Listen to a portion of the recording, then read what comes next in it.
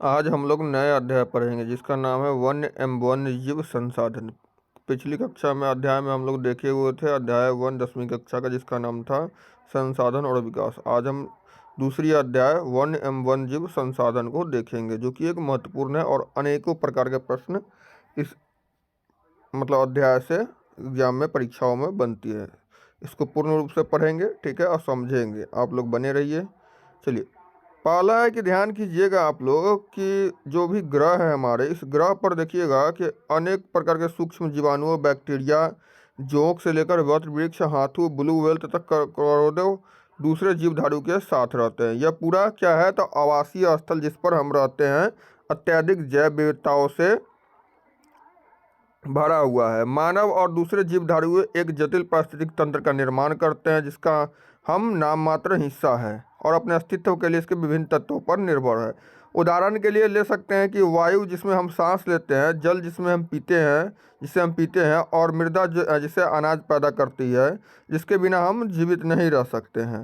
पौधे, पशु और सूक्ष्म जीव इनका पुनः सृजन करते हैं और वन्य पारिस्थितिक तंत्र में महत्वपूर्ण भूमिका निभाते हैं क्योंकि ये प्राथमिक उत्पादक है और जिन पर दूसरे सभी जीव क्या करते हैं तो निर्भर रहते हैं। एक चीज़ ध्यान रखने वाली यहाँ पर बात है कि वन्य जीव और कृषि फसल उपजातियों में अत्यधिक जैव विविधता पाई जाती है। क्या पाई जाती है तो वन्य जीव और कृषि फसल उपजाति में अत्यधिक जैव विविधता पाई जाती है। यह आकार और कार्य के विभिन्न है परंतु अंतर्निर्भरताओं के कारण जटिल जाल द्वारा एक तंत्र में गुठी हुई है। भारत में वनस्पति जात और प्राणी जात, ध्यान कीजिएगा, पढ़ेंगे अगला पॉइंट हम लोग का। भारत में वनस्पति जात और प्राणी जात, यदि आप लोग देखिएगा कि अपने चारों तरफ आसपास या चारों तरफ नज़र दौड़ाएंगे तो आप पाइएगा कि कुछ ऐसे प्राणी और पौधे जो आपके क्षेत्र में ही पाए जाते हैं। वास्तव में क्या होता है तो भारत जैव विविधताओं के संदर्भ में विश्व की सबसे समृद्ध देशों में से एक है। यहाँ विश्व की सारी जैव उपजातियाँ की 8% संख्या लगभग 16 लाख पाई जाती है। कितना जैव उपजातियाँ तो 8% विश्व की पाई जाती है, लगभग 16 लाख है। ये अभी खोजी जाने वाली उपजातियों से दो या तीन गुना है। आप पहले ही भारत में पाए जाने वाले वनों और वन्य जीव संसाधन के क्षेत्रफल और किस्से के बारे में 9वीं कक्षा में पढ़ चुके हैं। और क्या आपने देखा होगा कि संसाधनों का आपके दैनिक जीवन में क्या महत्व है। ये विविध वनस्पति जात और प्राणी जात हमारे हर रोज के जीवन में इतने गुथे हुए हैं कि हम इसका कदर नहीं करते, परंतु पर्यावरण के प्रति हमारा संवेदना के कारण पिछले कुछ समय से इनके संसाधनों पर भारी दबाव पड़ा है।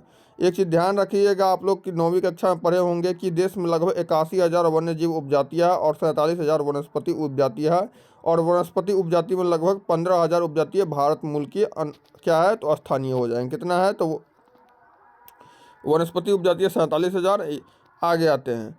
तो कुछ अनुमान से यह कह सकते हैं कि भारत में 10% वन्य वनस्पति जात और 20% स्तनधारियों को लुप्त होने का खतरा है। कितना तो ध्यान कीजिएगा, 10% वन्य वनस्पति जात और 20% स्तनधारियों को लुप्त होने का खतरा है। इनमें से कई उपजातियां तो नाजुक अवस्था में हैं और उन्हें क्या है लुप्त होने के कगार पर है। जिसमें आ जाएगा चीता। चीता तो देखिए अभी आ गया हुआ है करंट में, तो आ गया 22 में कुनो नेशनल पार्क में। गुलाबी सिर वाला बतख लुप्त है। पहाड़ी कोयल हो जाएगा, जंगली चित्तेदार उल्लू हो जाएगा और मधुका इंगेनियस हो जाएगा, महुआ की जंगली किस्म और हुबरेडिया हेपनटस जो घास की प्रजाति जैसे पौधे शामिल हैं। वास्तव में ध्यान कीजिएगा कि वास्तव में कोई भी नहीं बता सकता कि अब तक कितनी प्रजाति लुप्त हो चुकी है। आज हमारा ध्यान अधिक बड़े और दिखाई देने वाले प्राणियों और पौधे के लुप्त होने पर अधिक केंद्रित है, परंतु छोटे प्राणी जैसे कि कीट और पौधे से भी महत्वपूर्ण होता है।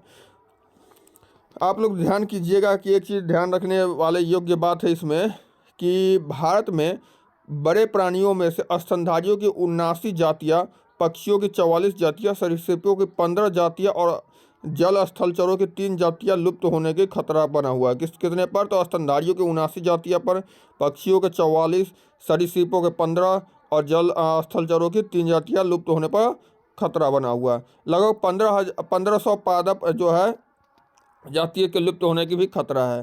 फूलदार और वनस्पति रीढ़दार प्राणियों के लुप्त होने की प्राकृतिक दर से 50 से 100 गुना अधिक। ध्यान कीजिएगा, भारत में कितने स्तनधारियों की, तो 79 स्तनधारियों हो जाएंगे, पक्षी 44, सरीसृप 15 और जल स्थल चर की 3 जातियाँ लुप्त होने की खतरा है।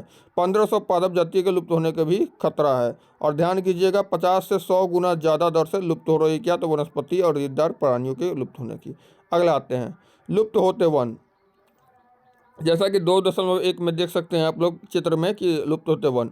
तो भारत में जिस पैमाने पर वन की कटाई होती है ये विचलित कर देने वाली। देश में वन आवरण के अंतर्गत अनुमानित 79.42 मिलियन हेक्टेयर क्षेत्रफल है। कितना वन आवरण के अंतर्गत अनुमानित 79.42 हेक्टेयर क्या है, तो मिलियन हेक्टेयर क्षेत्रफल है। यह देश के कुल भौगोलिक क्षेत्रफल का 24.16% हिस्सा है। वन कितना है, तो 24.16% हिस्सा है। सघन वन 12.2% और खुला वन 9.14% और मैंग्रोव 0.14% और स्टेट ऑफ फॉरेस्ट रिपोर्ट 2015 के अनुसार ये बताई गई है। आगे आते हैं। अनुसार वर्ष 2013 में सघन वनों की क्षेत्र क्या थी, तो 3775 वर्ग किलोमीटर की वृद्धि, परंतु वन क्षेत्र में यह वृद्धि वन संरक्षण उपाय प्रबंधन की भागीदारी का वृक्षारोपण से हुई है। किससे, तो वृक्षारोपण से हुई है। तो ध्यान कीजिए कितना वन क्षेत्रफल हो जाएगा भौगोलिक क्षेत्रफल, तो 24.16%। आगे आते हैं। हम विभिन्न प्रकार के पौधे और प्राणियों की जातियों के बारे में पता लगाएंगे और अंतर्राष्ट्रीय प्राकृतिक संरक्षण और प्राकृतिक संसाधन संरक्षण IUCN के अनुसार इसको निम्नलिखित श्रेणियों में विभाजित किया जाए। जैसे होता है, पहला आ जाएगा सामान्य जातियाँ। सामान्य जातियाँ कैसी होती है, तो ये वे जातियाँ हैं जिनकी संख्या जीवित रहने के लिए सामान्य मानी जाती है। क्या होती है, जिनकी संख्या जीवित रहने के लिए सामान्य मानी जाती है उसे सामान्य जातियाँ कहते हैं। जैसे पशु, साल, चीर और कृतज्ञ रोडेंट्स हो जाएंगे।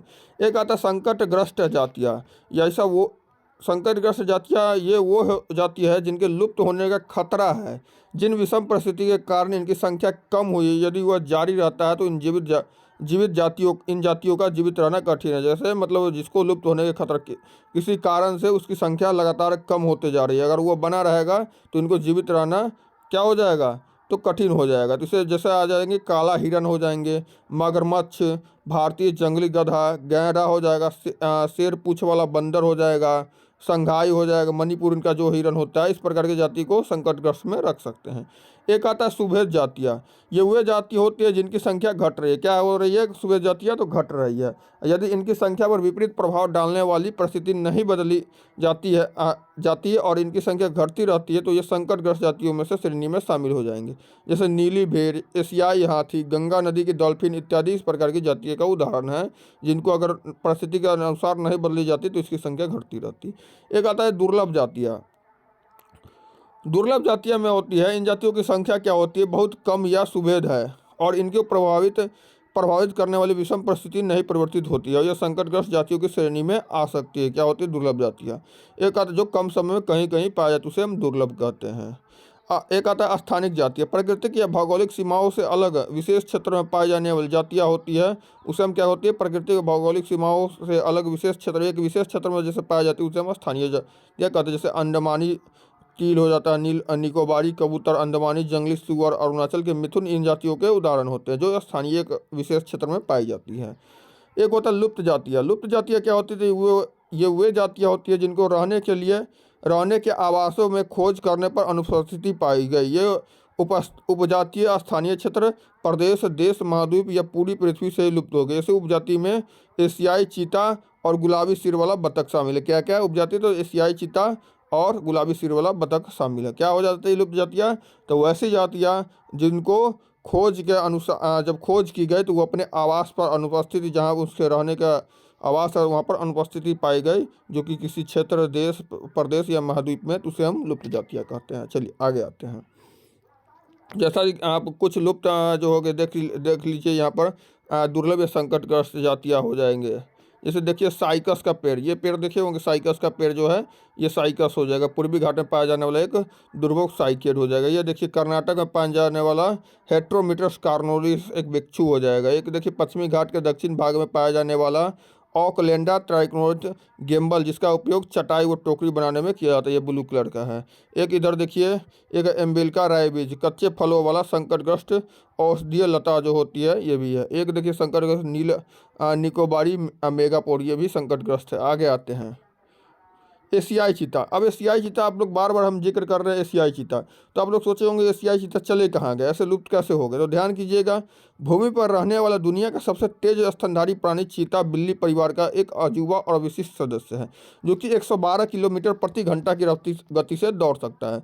लोगों को आमतौर पर भ्रम रहता था कि चीता एक तेंदुआ है, और चीते की विशेष पहचान उसकी आँख के कोने से मुंह तक नाक के दोनों ओर फैली आंसुओं के लकीरनुमा निशान है। 20वीं शताब्दी से पहले अफ्रीका चीता क्या थे, तो अफ्रीका और एशिया में दूर दूर तक फैले थे, परंतु इसके आवासीय क्षेत्र और शिकार की उपलब्धता कम होने से ये क्या हो गए, लगभग लुप्त हो गए। भारत में तो यह जाति बहुत पहले 1992 में 1952 में ही लुप्त घोषित कर दी गई थी। कब, तो चीता को तो भारत में 1952 में। आगे आते हैं, अगला पॉइंट है कि वे प्रतिकूल कारक कौन है जिनको वनस्पति जात और प्राणी जात का ऐसा भयानक ह्रास हुआ, मतलब किस कारण से जो हुआ, जो जो वनस्पति है और प्राणी जीव जंतु सब है उसका मतलब कमी हुई, मतलब खत्म हुआ।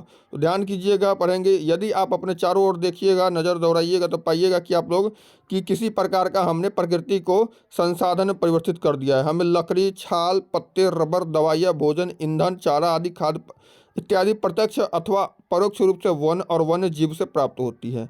इसलिए हम ही हैं जिन्होंने वन और वन्य जीव को नुकसान पहुंचाया। भारत में वनों का सबसे बड़ा नुकसान उपनिवेशिक काल में रेल लाइन, कृषि व्यवसाय, वानिकी और खनन क्रियाओं में वृद्धि से हुआ। क्यों हुआ, तो भारत में वनस्पति जात का नुकसान या वन्य जीव का। तो ध्यान कीजिए, उपनिवेशिक काल में क्या हुआ, जब अंग्रेज थे तो रेल लाइन, कृषि और व्यवसाय, वानिकी और खनन क्रियाओं में वृद्धि से हुआ। स्वतंत्रता प्राप्ति के बाद भी वन संसाधनों को सिकुड़ने के कृषि का फैलाव महत्वपूर्ण कारणों को में से एक रहा। भारत में वन सर्वेक्षण के अनुसार 1951 और 1980 के बीच लगभग 16,200 वर्ग किलोमीटर वन क्षेत्र कृषि भूमि में परिवर्तित किया गया। कितना किया गया, तो ध्यान कीजिए, 51 से 80 के बीच में सर्वेक्षण के अनुसार तो 16,200 वर्ग किलोमीटर वन क्षेत्र को क्या किया गया, 26,200 किलोमीटर क्या किया गया, वन क्षेत्र कृषि भूमि में परिवर्तित कर दी गई। अधिकतर जातीय क्षेत्रों, विशेष अगर पूर्वोत्तर और मध्य भारत में स्थानांतरित झूम खेती अथवा स्लैश और बर्न खेती के चलते चावल की वनों की कटाई या निम्नीकरण हुआ। क्या हुआ, तो ध्यान कीजिएगा कि पूर्वोत्तर क्षेत्र या मध्य भारत में स्थानांतरित झूम खेती के अथवा स्लैश और बर्न खेती के चलते वनों की कटाई का निम्नीकरण हुआ। तो ध्यान कीजिएगा, किसके अनुसार 26,200 वर्ग किलोमीटर वन को कृषि में किया गया, तो 51 से 80 में तो वन संरक्षण के अनुसार। चलिए आगे आते हैं।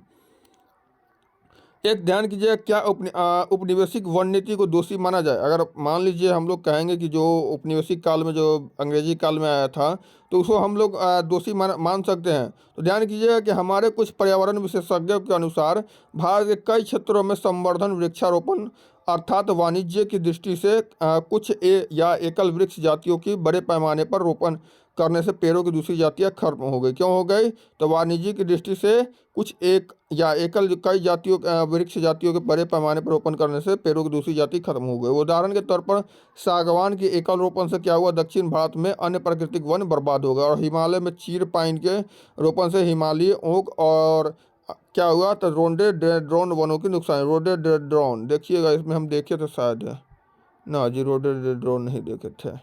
चलिए आगे आते हैं। अगला है कि बड़ी विकास परियोजना ने भी वनों को बहुत नुकसान पहुंचाया। 1952 में नदी घाटी परियोजना के कारण 5,000 वर्ग किलोमीटर से अधिक वन क्षेत्रों को साफ करना पड़ा, और यह प्रक्रिया अभी भी जारी है। ध्यान कीजिए, कब, तो 1952 में नदी घाटी परियोजना के कारण भी 5,000 वर्ग किलोमीटर से अधिक वनों की साफ करना पड़ा। कितना, तो 5,000 से वर्ग किलोमीटर अधिक, किसके कारण, तो नदी घाटी परियोजना। कब, तो 1952 में।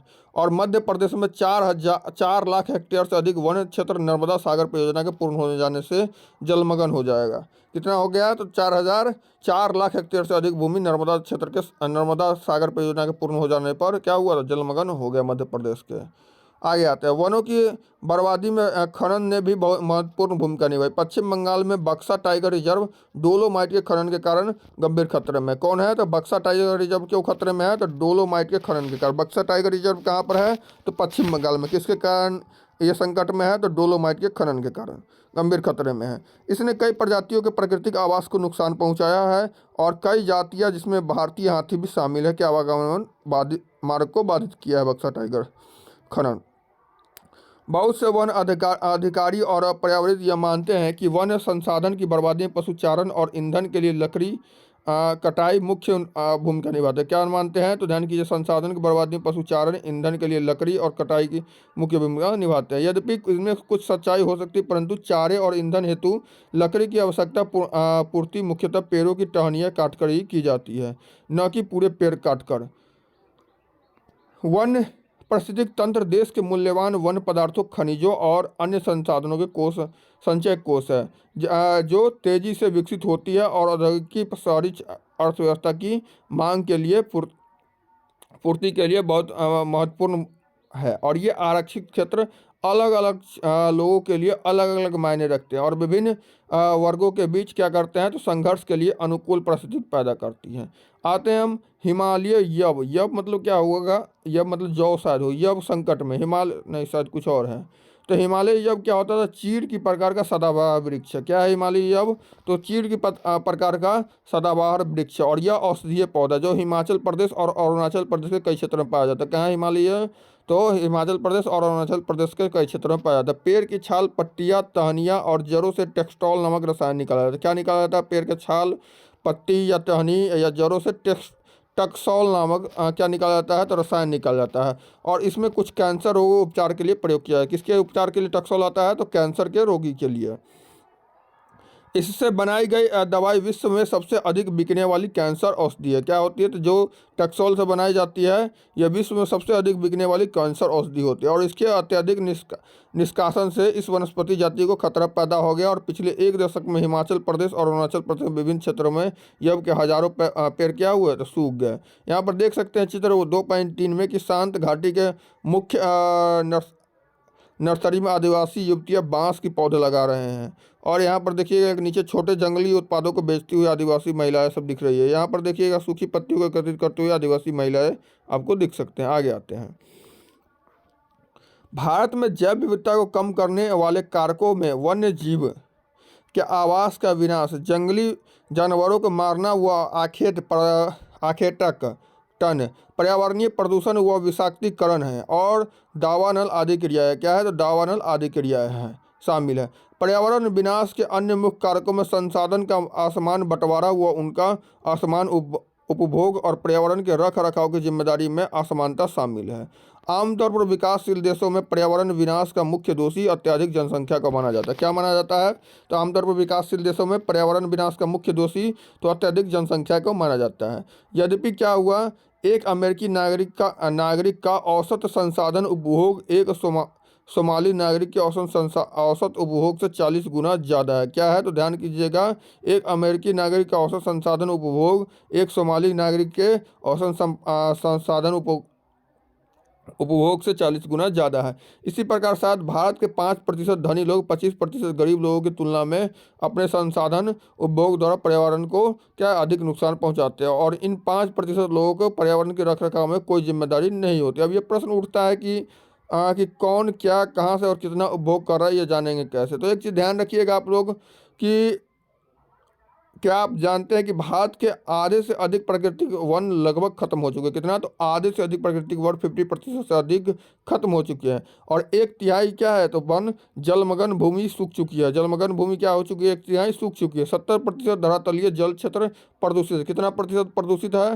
तो 70% धरातलीय जल क्षेत्र प्रदूषित है। 40% मैंग्रोव क्षेत्र लुप्त हो चुका है। कितना? तो 40% मैंग्रोव क्षेत्र लुप्त हो चुका है। और जंगली जानवरों के शिकार और व्यापार तथा वन्य जीव की दृष्टि से कीमती पेड़ पौधों की कटाई के कारण क्या हुआ था? हजारों वनस्पति और वन्य जीव जातियां लुप्त होने के कगार पर। ध्यान की कितना प्रतिशत? तो 70% धरातलीय जल क्षेत्र प्रदूषित है। 40% मैंग्रोव क्षेत्र लुप्त हो चुका है। कितना? तो 40% मैंग्रोव क्षेत्र लुप्त हो चुका है। और जंगली जानवरों के शिकार और व्यापार तथा वाणिज्य की दृष्टि से कीमती पेड़ पौधों के कारण क्या हुई है? तो जंगली जानवरों के शिकार और व्यापार तथा वाणिज्य की दृष्टि से कीमती पेड़ पौधों की कटाई के कारण हजारों वनस्पति और वन्य जीव जातियां लुप्त होने के कगार पर पहुंच गई है। आगे आते हैं। वन्य जीवन का विनाश मात्र जीव विज्ञान का विषय ही नहीं। क्या है? वनों और वन्य जीव का विनाश मात्र जीव विज्ञान का विषय नहीं है। जैसे संसाधनों का विनाश सांस्कृतिक विविधता के विनाश से जुड़ा हुआ। क्या हुआ है?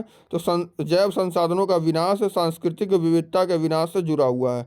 जैव विनाश के कारण कई मूल जातियाँ और वनों पर आधारित समुदाय निर्धन होते जा रहे हैं। क्या हो रही है? तो जैव विनाश के कारण कई मूल जातियाँ और वनों पर आधारित समुदाय निर्धन होते जा रहे हैं और आर्थिक रूप से हाशिए पर पहुँच गए हैं। किस पर? तो हाशिए पर पहुँच गए हैं। यह समुदाय खाने पीने, औषधि, संस्कृति, अध्यात्म इत्यादि के लिए वनों और वन्य जीवों पर निर्भर है। क्या है? तो वन्य जीव। गरीब वर्ग में भी महिलाएं पुरुषों की तुलना में अधिक प्रभावित है। कई समाज में खाना, चारा, जल और अन्य आवश्यकताओं की वस्तुओं को इकट्ठा करने के लिए मुख्य जिम्मेदारी महिलाओं को होती है। क्या होती है? तो खाना, चारा, जल और अन्य आवश्यकताओं की वस्तुओं को इकट्ठा करने की मुख्य जिम्मेदारी महिलाओं की होती है। जैसे ही इन संसाधनों की कमी होती जा रही है, महिलाओं पर कार्य भार बढ़ता जा रहा है और कई बार तो उनको संसाधन इकट्ठा करने के 10 किलोमीटर से भी अधिक पैदल चलना पड़ता है। क्या होता है? तो 10 किलोमीटर अधिक पैदल चलना पड़ता है। इससे क्या होता है? उन्हें गंभीर स्वास्थ्य समस्याएं झेलनी पड़ती है। काम का समय बढ़ने के कारण घर और बच्चों की उपेक्षा होती है और जिसके गंभीर सामाजिक दुष्परिणाम हो सकते हैं। वन कटाई के परोक्ष परिणाम जैसे सूखा और बाढ़ भी गरीब तबकों को सबसे अधिक प्रभावित करता है। इस स्थिति में गरीबी पर्यावरण निम्नीकरण का सीधा परिणाम होता है। भारतीय उपमहाद्वीप में वन और वन्य जीवन मानव जीवन के लिए क्या होती है? तो बहुत कल्याणकारी है। अतः यह आवश्यक है कि वन और वन्य जीव के संरक्षण के लिए सही नीति अपनाई जाए। अगला पॉइंट हम लोग आते हैं, भारत में वन और वन्य जीव संरक्षण क्या है? तो ध्यान कीजिएगा। वन्य जीवन और वनों में तेज गति से हो रहे ह्रास के कारण इनका संरक्षण बहुत आवश्यक हो गया। क्या हुआ है?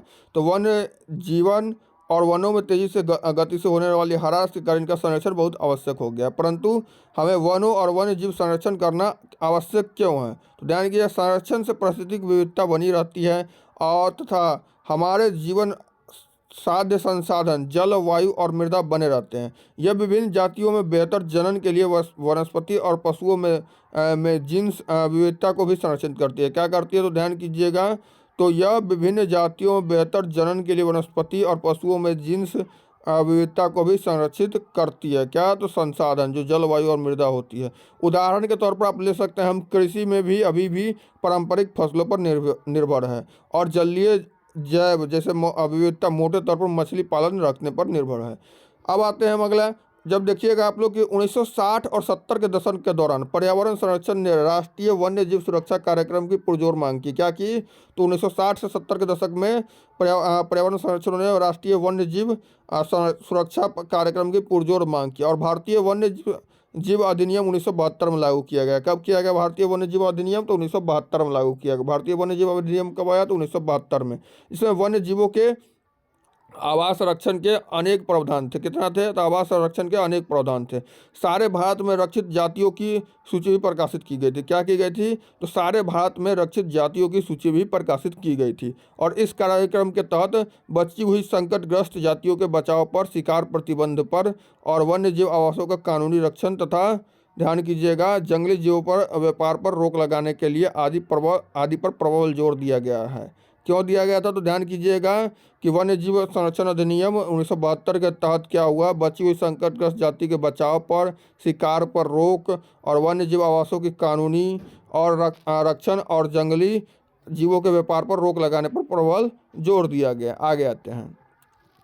तत्पश्चात उसके बाद क्या हुआ? तो केंद्रीय सरकार कई राज्य सरकारों ने राष्ट्रीय उद्यान और वन्य जीव पशु विहार स्थापित किए। क्या किए? केंद्रीय सरकार और राज्य सरकार ने राष्ट्रीय उद्यान और वन्य जीव पशु विहार स्थापित किए, जो कि आप पहले भी पढ़ चुके हैं। और केंद्रीय सरकार ने कई परियोजनाओं को भी घोषणा की जिसके उद्देश्य गंभीर खतरे में पड़े हुए विशेष वन्य प्राणियों को रक्षण प्रदान करा जो कि गंभीर खतरों में है। और इन प्राणियों में गंभीर खतरे में कौन हो जाएगा? तो बाघ हो जाएगा, एक सींग वाला गैंडा हो जाएगा, काश्मीरी हिरन हो जाएगा और अथवा यह हंगूल, 3 प्रकार के मगरमच्छ होते हैं, स्वच्छ जल वाले मगरमच्छ, लवणीय जल वाले मगरमच्छ और घड़ियाल हो गए, एशियाई चीता और अन्य प्राणी शामिल हैं। इसके अतिरिक्त कुछ समय पहले भारतीय हाथी, काला हिरन, चिंकारा, भारतीय गोडावन और हिम तेंदुआ आदि के शिकार और व्यापार पर संपूर्ण अथवा आंशिक प्रतिबंध लगाकर कानूनी रक्षण दिया गया। किस पर कानूनी रक्षण दिया गया?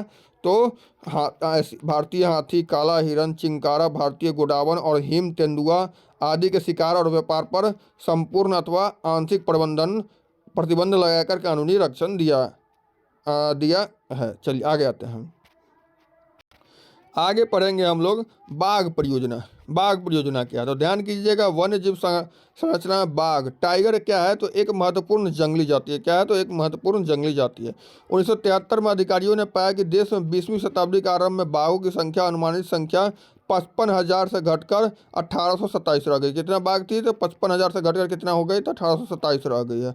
बाघों को मारकर उनके व्यापार के लिए चोरी करना, आवासीय स्थलों की सिकुड़ना, भोजन के लिए आवश्यक जंगली उपजातियों की संख्या कम होना और जनसंख्या में वृद्धि बाघों की घटती संख्या का मुख्य कारण है। बाघों का खाल का व्यापार और उनकी हड्डियों का एशियाई देशों में परंपरागत औषधियों में प्रयोग किया जाता है। क्या किया जाता है, बाघों के खाल का व्यापार और उनकी हड्डी का क्या किया जाता है, तो एशियाई देशों में परंपरागत औषधियों प्रयोग के कारण यह जाति विलुप्त होने के कगार पर पहुंचा है। क्योंकि भारत और नेपाल दुनिया की 2/3 बाघों को क्या करता है, आवास उपलब्ध कराता है। क्या करता है, दुनिया के 2/3 बाघों को कौन उपलब्ध कराता है, आवास, तो भारत और नेपाल करवाता है। अतः ये देश ही शिकार, चोरी और गैर कानूनी व्यापार करने वाले मुख्य निशाने पर है। क्या है, तो शिकार, चोरी और गैर कानूनी व्यापार उपलब्ध कराने वाले मुख्य निशाने पर कौन है, तो भारत और नेपाल ही आएंगे, क्योंकि 2/3 इसी पर रहते हैं। अगला आते हैं प्रोजेक्ट टाइगर। प्रोजेक्ट टाइगर विश्व की बेहतरीन वन्य जीव परियोजनाओं में से एक है। क्या है प्रोजेक्ट टाइगर, तो विश्व की बेहतरीन वन्य जीव परियोजनाओं में से एक है और इसकी शुरुआत 1973 में हुई। प्रोजेक्ट टाइगर की शुरुआत कब हुई, तो 1973 में हुई। शुरू में इसमें बहुत सफलता प्राप्त हुई, क्योंकि बाघों की संख्या बढ़कर 1985 हो गई। कितना से, तो 1827 से 1985 हो गई। उसके बाद 1973 में 1827 थी, जो कि 1985 में 4000 हो गई, 4002 हो गई। बाघों की संख्या बढ़कर कितनी हो गई, तो 1985 में 73 के अलावा 4002 हो गई और 1989 में 4334 हो गई थी। परंतु 1993 में इनकी संख्या घटकर 3600 तक पहुंच गए। भारत में 32,137.14 वर्ग किलोमीटर फैले हुए 39 बाघ रिजर्व है। कितना बाघ टाइगर रिजर्व, तो 39 बाघ रिजर्व भारत में है। करंट में देख लीजिएगा आप लोग, ठीक है, ये हो सकती बढ़ी भी होगी बाघ रिजर्व अभी एनसीईआरटी के तहत 39। तो ध्यान कीजिए, प्रोजेक्ट टाइगर शुरुआत हुई थी 1973 में। बाघ संरक्षण क्या है, तो संरक्षण मात्र एक संकटग्रस्त जाति को बचाने का प्रयास नहीं, अपितु इसका उद्देश्य बहुत बड़े आकार के जैव जाति को भी बचाना है। क्या है, तो इसका उद्देश्य संकटग्रस्त जाति को बचाने का प्रयास नहीं, बल्कि मुख्य उद्देश्य है कि जैव जाति को बचाना भी है। उत्तराखंड में कॉर्बेट राष्ट्रीय उद्यान, पश्चिम बंगाल में सुंदरवन राष्ट्रीय उद्यान और मध्य प्रदेश में बांधवगढ़ राष्ट्रीय उद्यान, राजस्थान में सरिस्का वन्य जीव पशु विहार, असम में मानस बाघ रिजर्व और केरल में पेरियार बाघ रिजर्व भारत में बाघ संरक्षण परियोजना के उदाहरण है। ध्यान कीजिएगा जिम कॉर्बेट कहाँ हो जाएगा बाघ अभयारण्य, तो उत्तराखंड में हो जाएगा सुंदरवन राष्ट्रीय उद्यान, पश्चिम बंगाल हो जाएगा। और बांधवगढ़ राष्ट्रीय उद्यान कहाँ हो जाएगा, तो मध्य प्रदेश हो जाएगा। और सरिस्का वन्य जीव अभयारण्य कहाँ हो जाएगा, तो राजस्थान में हो जाएगा पशु विहार। और मानस टाइगर रिजर्व असम में हो जाएगा, पेरियार बाघ रिजर्व केरल में हो जाएगा। ये सब स्रोत है 1909-10 भारत सरकार के राष्ट्रीय बाघ संरक्षण अथॉरिटी पर्यावरण मंत्रालय का। आगे आते हैं, यहाँ तक बाघ हो गया खत्म कहानी बाघ का। टाइगर, प्रोजेक्ट टाइगर 1973 में आया था। आजकल देखिएगा कि संरक्षण परियोजनाएं जैव विविधताओं पर केंद्रित होती है। किस पर केंद्रित होती है संरक्षण परियोजनाएं, तो जैव विविधता पर केंद्रित होती है और न कि क्या होती है इसके विभिन्न घटकों पर। क्या ध्यान कीजिएगा, संरक्षण परियोजनाएं कार्य क्या होती है, जैव विविधता पर केंद्रित होती है, न कि इसके विभिन्न घटकों पर। संरक्षण के विभिन्न तरीकों की गहनता से खोज की जा सकती है। संरक्षण नियोजन में कीटों को भी महत्व मिल रहा है। वन्य जीव अधिनियम 1980 से 86 के तहत सैकड़ों तितलियां, पतंगों, भृंगों और एक ड्रैगन फ्लाई को भी संरक्षित जातियों में शामिल किया गया। क्या किया गया, वन्य जीव अधिनियम 1980 से 86 के तहत क्या किया गया, तो सैकड़ों तितलियों, पतंगों, भृंगों और एक ड्रैगन फ्लाई को भी संरक्षित जातियों में शामिल किया गया। 1991 में पौधों की भी 6 जाति पहली बार सूची में आई थी। कितना, 1991 में पौधे का 6 सूची इसमें आई थी। आगे आते हैं, घड़ियाल ऑन द ब्रिंक, घड़ियाल संरक्षण के लिए उपयुक्त समस्या। आगे आते हैं, वन्य और वन्य जीव संसाधनों के प्रकार और वितरण के बारे में पढ़ेंगे। क्या पढ़ेंगे, तो वन्य और वन्य जीव संसाधन के प्रकार और वितरण। यदि हम वन और वन्य जीव संसाधनों को संरक्षित करना चाहे तो उनका प्रबंधन, नियंत्रण और विनियम अपेक्षाकृत कठिन है। क्या होता है?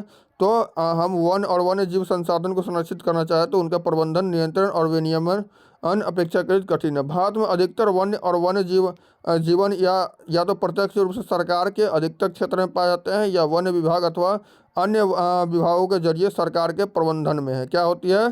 तो अधिकतर वन्य और वन्य जीवन या तो प्रत्यक्ष रूप से सरकार के अधिकार क्षेत्र में है या फिर वन विभाग अथवा अन्य विभागों के जरिए सरकार के प्रबंधन में है, इसलिए निम्नलिखित वर्णों में आता है। एक आता है आरक्षित क्षेत्र। आरक्षित क्षेत्र से तात्पर्य क्या होता है कि देश में जो आधे से अधिक वन क्षेत्र आरक्षित वन घोषित किए गए हैं। जहाँ तक वन और वन्य जीव प्राणी के संरक्षण की बात है, आरक्षित वनों को सर्वाधिक मूल्यवान माना जाता है। क्या है? तो जो कि सरकार के नियंत्रण में हो। एक होता है रक्षित वन। वन विभाग के अनुसार देश के कुल वन क्षेत्रफल का 1/3 हिस्सा क्या होता है? रक्षित है। इन वनों की अधिक नष्ट होने से बचाने के लिए इनकी सुरक्षा की जाती है। ध्यान कीजिएगा, आरक्षित कितना है? तो आधे से अधिक। और रक्षित कितना हो जाएगा? तो 1/3 हिस्सा। एक हो जाएगा अवर्गीकृत वन। ये क्या होता है? तो ध्यान कीजिएगा कि अन्य सभी प्रकार के वन और बंजर भूमि जो सरकार, व्यक्ति और समुदाय के स्वामित्व में होते हैं अवर्गीकृत वन माने जाते हैं। जो कि सरकार या फिर बंजर भूमि जो है व्यक्ति, सरकार या फिर समुदाय के स्वामित्व होते हैं उसे अवर्गीकृत कहते हैं। और जिस पर सरकार की संरक्षण होती है उसे रक्षित कहते हैं। पूर्ण रूप से आरक्षित होता है जो सरकार के नियंत्रण में होते हैं। आगे आते हैं आरक्षित और रक्षित वन। ऐसे अस्थायी वन क्षेत्र जिनका रख रखाव इमारती लकड़ी, अन्य वन्य प्राणियों, पदार्थों और उनके बचाव के लिए किया जाता है। क्या किया जाता है? तो आरक्षित और रक्षित वन ऐसे अस्थायी वन क्षेत्र होते हैं जिनका रख रखाव इमारती लकड़ियाँ, अन्य वन्य पदार्थों और उनके बचाव के लिए किया जाता है। मध्य प्रदेश में अस्थायी वनों की अंतर्गत सर्वाधिक क्षेत्र जो कि प्रदेश के कुल वन क्षेत्रफल का 75% है। कितना है? तो प्रदेश के कुल वन क्षेत्रफल का 75% क्या है? तो मध्य प्रदेश, जो कि अस्थायी वनों के अंतर्गत आती है। इसके अतिरिक्त जम्मू कश्मीर, आंध्र प्रदेश, उत्तराखंड, केरल, तमिलनाडु, पश्चिम बंगाल, महाराष्ट्र में कुल वनों का एक बड़ा अनुपात आरक्षित वनों का है। जबकि बिहार, हरियाणा, पंजाब, हिमाचल प्रदेश, उड़ीसा और राजस्थान में कुल वनों में रक्षित वनों का क्या है? तो एक बड़ा अनुपात है। पूर्वोत्तर के सभी राज्यों में और गुजरात में अधिकतर वन क्षेत्र अवर्गीकृत वन है तथा स्थानीय समुदाय के प्रबंधन में ये सब रहते हैं। आगे आते हैं समुदाय और वन संरक्षण। क्या पढ़ेंगे हम लोग? तो समुदाय और वन संरक्षण। तो समुदाय और वन संरक्षण के बारे में ध्यान कीजिएगा कि वन संरक्षण की नीतियाँ हमारे देश में कोई नई बात नहीं है। आमतौर पर इस बात से अनजान है कि वन हमारे देश में कुछ मानव प्रजाति के आवास भी है। भारत के कुछ क्षेत्रों में तो स्थानीय सरकार समुदाय क्या करती है? सरकारी अधिकारियों के साथ मिलकर अपने आवास स्थलों के संरक्षण में जुटे हुए हैं, क्योंकि इसी से दीर्घकाल की उनकी आवश्यकताओं की पूर्ति होती है। जैसे कि मान लीजिए सरिस्का बाघ रिजर्व में राजस्थान के गाँवों के लोग वन्यजीव रक्षण अधिनियम के तहत वहाँ कैसे खनन कार्य बंद करवाने के लिए संघर्षरत है। क्या करते हैं? संघर्ष कर रहे हैं खनन कार्य बंद करने कहाँ पर? तो सरिस्का वहाँ के गाँव के ही लोग।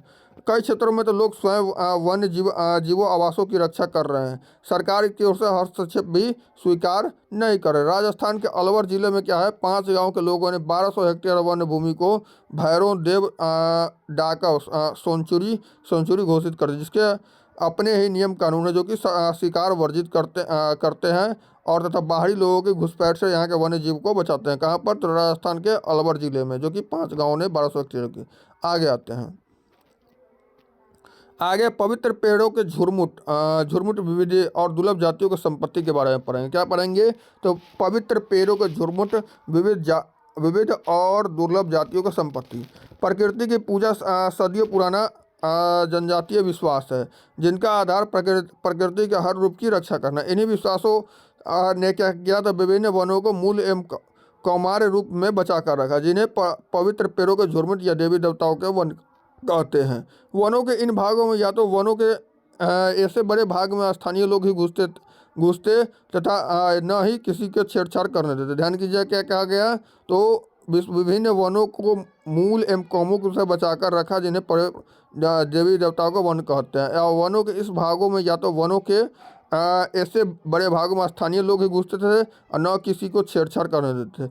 कुछ समाज कुछ विशेष पेड़ों की पूजा करते हैं और आदिकाल से उनका संरक्षण करते आ रहे हैं। क्या करते हैं?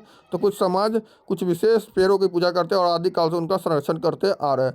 छोटा नागपुर क्षेत्र में मुंडा और संथाल जनजातियां महुआ और कदम के पेड़ों की पूजा करते हैं। क्या करते हैं? छोटा नागपुर क्षेत्र में मुंडा और संथाल जनजातियां महुआ और कदम के पेड़ की पूजा करते हैं। ओडिशा और बिहार की जनजातियां क्या करती है? तो शादी के दौरान इमली और आम की पेड़ की पूजा करते हैं। क्या करते हैं?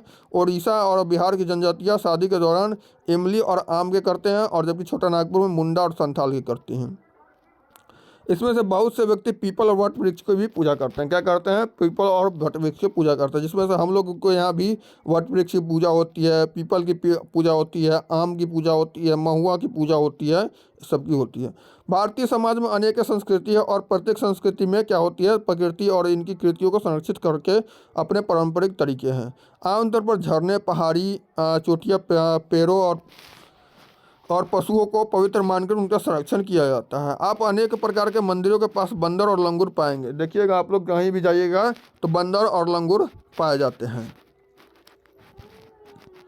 और उपासक उन्हें क्या करते हैं? तो खिलाते पिलाते हैं और मंदिरों के भक्तों में गिनते हैं। राजस्थान में बिश्नोई गांव के आसपास आप काले हिरन, चिंकारा, नीलगाय और मोरों के झुंड दे सकते हैं। क्या कर सकते हैं? राजस्थान के बिश्नोई गांव के आसपास आप लोग काले हिरन, चिंकारा, नीलगाय और मोरों के झुंड दे सकते हैं। काले हिरन से तो सभी परिचित होंगे, जो कि वहाँ के समुदाय का अभिन्न हिस्सा है और उनको कोई नुकसान नहीं पहुँचाता है। आगे आते हैं, हम एक आंदोलन, चिपको आंदोलन के बारे में पढ़ेंगे।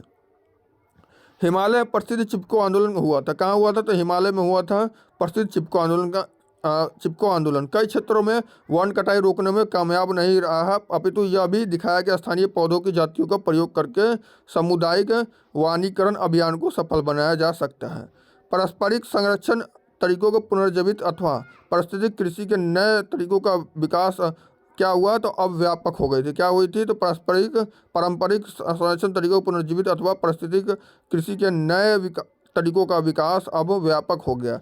टिहरी में किसानों के बीज बचाव आंदोलन और नव दानय ने देखा कि रासायनिक उर्वरकों के प्रयोग के बिना भी विविध फसल उत्पादक द्वारा आर्थिक रूप से व्यवहार्य कृषि उत्पादन संभव है। क्या हुआ? तो कहाँ पर? तो हिमाचल प्रदेश के टिहरी में किसानों का बीज बचाव आंदोलन और नवदाने ने देखा कि रासायनिक उर्वरकों के प्रयोग के बिना भी विविध फसल उत्पादक द्वारा आर्थिक रूप से क्या कर सकते हैं? तो व्यवहार्य कृषि उत्पादन संभव।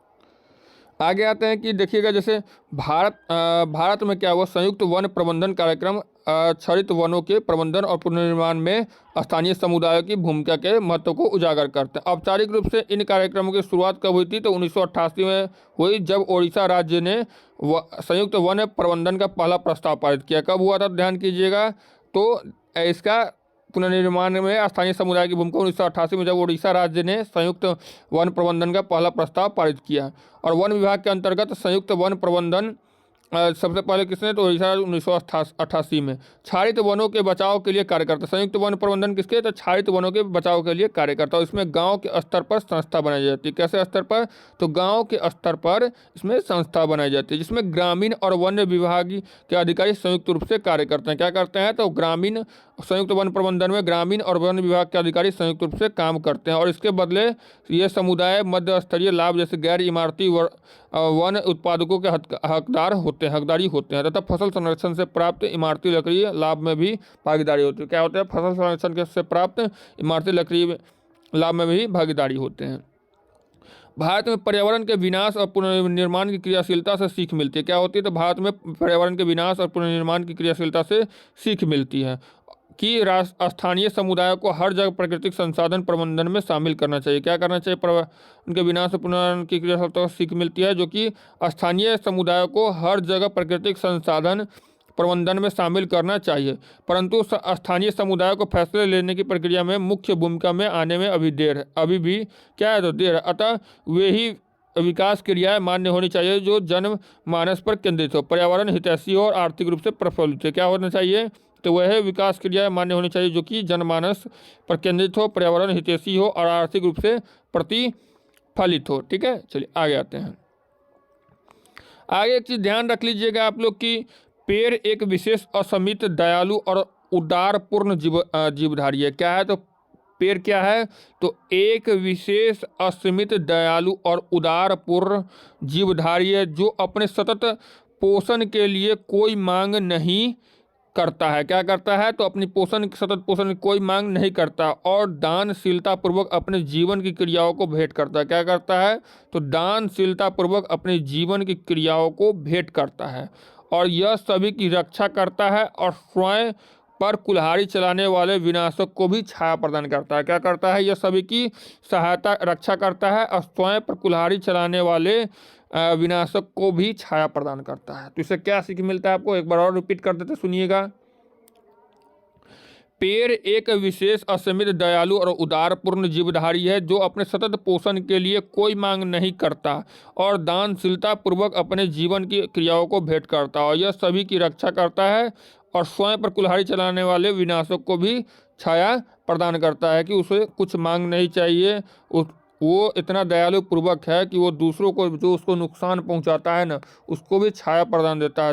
गर्मी के मौसम में देखिए होइएगा, धूप से बचने के लोग क्या करते हैं। तो एक प्रश्न है इसमें, देखिएगा कि इनमें से कौन सी टिप्पणी प्राकृतिक वनस्पति प्राणी जात के ह्रास का सही कारण नहीं है? पशुचारण और ईंधन, लकड़ी एकत्रित करना, तीव्र औद्योगिकरण और शहरीकरण, कृषि प्रसार, वृहतीय स्तरीय विकास पे पशुचारण हो जाए। चलिए यहीं पर खत्म हुआ आपका अध्याय। अगले अध्याय में मिलते हैं। अध्याय 3 में अगली दिन का वीडियो आएगा। आप लोग पूरा वीडियो जो भी देखेंगे एक बार कमेंट जरूर कीजिएगा कि पूरा देखें हैं। ठीक है, धन्यवाद। चलिए बंद करते हैं।